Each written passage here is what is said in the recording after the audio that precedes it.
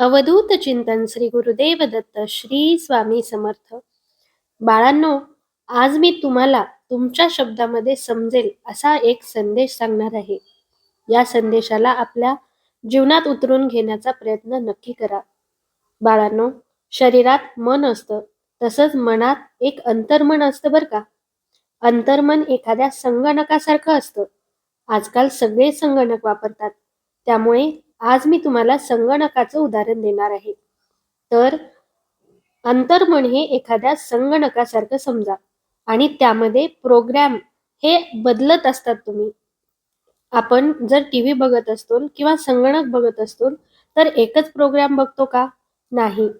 तर ते प्रोग्राम बदलत जात असतात. तसंच आपल्या आयुष्याचं असतं. आपल्या आयुष्यामध्ये सुख दुःख हे प्रोग्राम बदलत राहत असतात. कोणतंच गोष्ट ही स्थायी नसते, हे तर मी तुम्हाला प्रत्येक संदेशामध्ये सांगत असतो. तर ते बदलून त्या संगणकाला योग्य आज्ञावली देता येते.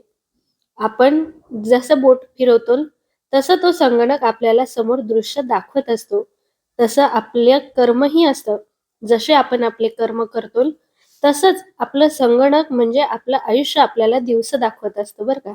बाळांनो, आपण संगणकावर जे दृश्य बघतो, प्रत्येक दृश्य जेव्हा बदलतो आणि प्रत्येक नवीन दृश्याचा मनापासून स्वागत करतो आणि मनाच्या एका गाभाऱ्यातून त्याला बघतो, तसंच आपण आपल्या आयुष्याच्या बाबतीतही केलं तर चालत नाही का? आपल्या आयुष्यामध्ये सुख येत असेल किंवा दुःख, कोणताही प्रोग्राम जर चालू असेल, त्याला आपण आनंदाने आपल्या आयुष्यात स्वागत करू शकतो का? दुःखाचंही तुम्ही स्वागत आनंदाने करू शकता. त्यासाठी तशी ज्ञान हवे, तशी बुद्धी हवी. आपण आपल्या मनाला प्रत्येक दिवशी, प्रत्येक बाबतीत मी जास्तीत जास्त सुधारत आहे, असं अंतर्मनावर प्रभावितपणे बिंबवलं ना, तर आपल्याला प्रत्येक गोष्टीमध्ये सुख हे दिसायला लागतं आणि प्रत्येक गोष्टीचा आपल्याला मनातून आनंद घेता येतो. त्यामुळे आज मी तुमच्यासाठी असा स्पष्ट संदेश घेऊन आलेलो आहे, जे तुमचं मन साफ करीन. त्यामुळे आता तुमच्या मनामध्ये जे काही विचार चालू आहेत, ते बाहेर काढण्यासाठी मी तुम्हाला असा एक संदेश सांगणार आहे. तर वरच्या 3 पर्यायापैकी एक पर्याय निवडा आणि मग विचारा मला प्रश्न किंवा तुमच्या मनातील शंकांचं मी आज निवारण करून देतो तुम्हाला. तर ही पहिली स्वामी मूर्ती ज्यांनी ज्यांनी निवडली आहे, त्यांच्यासाठीचा माझा संदेश काय आहे बघूयात. बाळांनो, विकारांनी ग्रासलेले मन कधीही समाधानी असू शकत नाही. ज्या मनामध्ये मद, ताठा, दर्प, उर्मटपणा, तुसडेपणा असतो ना, त्यांना कधीच कोणतेच सुख लाभत नाही. त्यामुळे या सगळ्या दोषांचा आपल्या आयुष्यामध्ये द्वेष करणे हाच योग्य पर्याय आहे. जर तुम्हाला तुमचं आयुष्य योग्य रीतीने आणि सुखाने जगायचं असेल, तर आपला ताठपणा सोडून द्यावा लागेल, उर्मटपणाही सोडून द्यावा लागेल. जर तुमच्या मनामध्ये दुसऱ्यांबद्दल गर्व असेल, आदर असेल, तर तुम्ही तुमचंही आदर्श जीवन घडवू शकता. बाळांनो, मत्सरामुळे शुद्रपणा, नीचता प्राप्त होत असते. अंतःकरण द्वेषाने भरले जाते. दंभ म्हणजे खोटा गर्व, वागण्यातील खोटेपणा, वर्तनात एखादा खोटेपणा शिरला की माणसाचा अंधपात होतो बरं का. अंधपात म्हणजे पतंग. तुझ्या आयुष्याचा पतंग हा पुन्हा निश्चित होत असतो. सदाचार हा समाधानाचा आधार असतो. काम क्रोधाचे दमन करून आयुष्य आनंदाने जगण्याचा प्रयत्न करीत राहा. अरे, काम क्रोध करू नये. नको रे मना क्रोध हा खेदकारी, नको रे मना काम नाना विकारी, नको रे मना लोभ हा अंगीकारू, नको ते मना मत्सरू दंभ भारू. मी म्हणत असतो, क्रोधाला आक्रमक देण्याचे कारण तो वातावरणातील प्रसन्नता नष्ट करत असते, परमार्थाच्या मार्गात अडथळे आणत असतो, अहंकाराची भावना बलवान करत असतो. त्यामुळे क्रोध हा कोणत्याच गोष्टीसाठी चांगला नाही.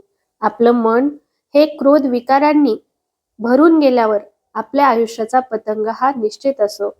त्यामुळे क्रोध, ताठपणा, उर्मटपणा, तुसडेपणा या गोष्टींची आपल्या आयुष्यात एंट्री ही थांबवा आणि दुसऱ्यांबद्दल चांगला विचार करा. म्हणजे तुमचाही आदर्श वाढेल आणि तुम्हालाही समाधान लाभेल.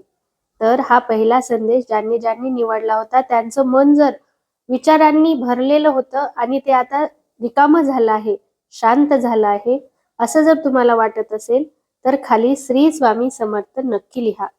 तर हा दुसरा पर्याय ज्यांनी ज्यांनी निवडला आहे त्यांच्यासाठीचा माझा संदेश आहे.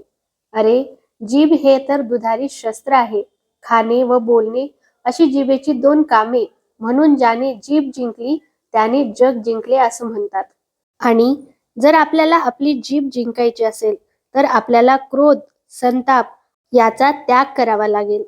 माणसाचा महान शत्रू कोण असेल तर तो म्हणजे त्याच्या ठिकाणी असणारा क्रोध, संतापी वृत्ती व संयमाचा अभाव. या 3 गोष्टी माणसाच्या दुःखाचं सगळ्यात मोठं कारण ठरू शकतात. तर आज मी तुम्हाला एक छोटीशी गोष्ट सांगणार आहे. बाळांनो, 80 वर्षाचे श्री सुखात्मे डॉक्टरांकडून आपली प्रकृती तपासून घेत होते.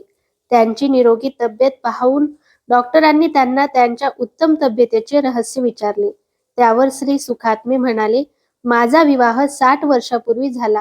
विवाह झाल्यावर आम्ही पती पत्नींनी आपसात एक अलिखित करार केला की कोणी कोणावर रागवायचं नाही. एक रागवला तर दुसऱ्याने प्रत्युत्तर न करता मोकळ्या मैदानात फिरून यायचं. म्हणून मैदानात फिरून फिरून माझं तब्येत ही निरोगी राहिली आहे आणि मला आज कोणत्याच रोगाची बाधा झाली नाही. हा झाला विनोदाचा भाग. अरे, आयुष्य विनोदामध्ये जगण्यासाठीही एक कला हवी असते. ती कला तुम्ही जर अवगत केली तर तुम्हाला कोणत्याच परिस्थितीत दुःख होणार नाही. कोणत्याही परिस्थितीत समाधान आणि शांतीच मिळेल. ही कला खूप महत्वाची आहे. आयुष्यात छोट्या छोट्या गोष्टीमध्ये जोक करता आले पाहिजेत, हसता आलं पाहिजे, म्हणजे तुमचं आयुष्य सुखी आणि समाधानी होईल. आलेल्या दुःखांना तुम्हाला हिमतीने तोंड देता येईल.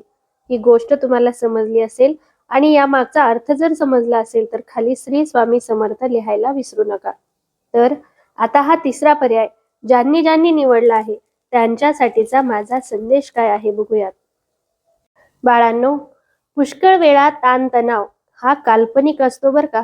खोट्याला खरे मानल्यामुळे खोट्या कारणासाठी खरे रडावे लागत असते. तुम्हाला एक छोटी गोष्ट सांगू इच्छितो. एक बाई आजारी होती, तर तिला तपासण्यासाठी डॉक्टरांना बोलावण्यात आले.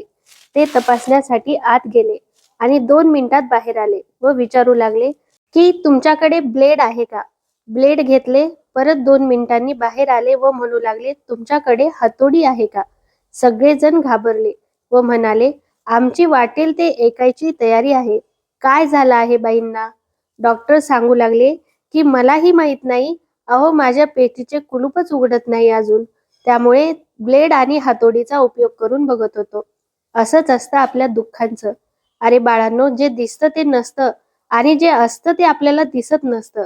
ते फक्त मला माहिती आहे. जे तुमच्या आयुष्यामध्ये पुढे होणार आहे ते फक्त मला माहित आहे. आणि जे दुःख तुमच्या आयुष्यात आहे ते अनेक वेळा काल्पनिकही असू शकतं. त्यामुळे या खोट्या दुःखाला खरं रडण्याची गरज नाही. त्याला अगोदर नीट पडताळून बघा. तुमच्या आयुष्यात खरंच तुमच्या डोळ्यातून पाणी येण्या एवढं त्याला महत्त्व देणे योग्य आहे का, हे बघा. आणि आयुष्यामध्ये प्रत्येक गोष्ट ही ताणतणावाशी जोडून घेऊ नका. अरे, प्रकाशाचं नसणं म्हणजेच अंधाराचं असणं असतं. अंधार दूर करण्यासाठी प्रकाश निर्माण करावा लागतो. तसेच आपल्या आयुष्यामध्ये जर दुःख असेल तर ते काल्पनिकही असू शकतं किंवा थोड्या वेळासाठीही आहे असं मनाशी प्रकाशमान करा आणि आपल्या आयुष्यातील दुःखाला विसरून जाण्याचा प्रयत्न करा. पुढे जा. पुढे गेल्यावर तुम्हाला आणखीन अशा गोष्टी सापडतील ज्यामुळे तुम्हाला आनंद मिळेल. तुमचं आयुष्य जगण्याचं तुम्हाला कारण मिळेल. तर हा तिसरा पर्याय ज्यांनी ज्यांनी निवडला होता त्यांच्यासाठीचा माझा हा संदेश आहे की प्रकाशाचं असणं, दिसणं आणि आपण त्या प्रकाशाला तयार करणे यामध्ये फरक असतो. तर तुम्ही तुमचं आयुष्य प्रकाशमय स्वतः करू शकता. तुमच्यामध्ये ती हिंमत आहे. तुमच्यामध्ये तेवढी सहनशीलताही आहे. फक्त ती ओळखण्याची गरज आहे. बाळांनो, हा संदेश तुम्हाला पटला असेल तर खाली श्री स्वामी समर्थ लिहा किंवा गुरुदेव दत्त लिहा. तर 2-3 दिवसापासून माझे व्हिडिओ या चॅनलवरती पडले नाहीत, त्यामुळे क्षमा असावी. जर तुम्हाला माझे व्हिडिओ आवडत असतील तर या चॅनलला सबस्क्राईब नक्की करा आणि माझ्यासोबत म्हणा, अनंत कोटी ब्रह्मांड नायक राजाधिराज योगीराज परब्रह्म श्री सच्चिदानंद स्वामी समर्थ महाराज की जय.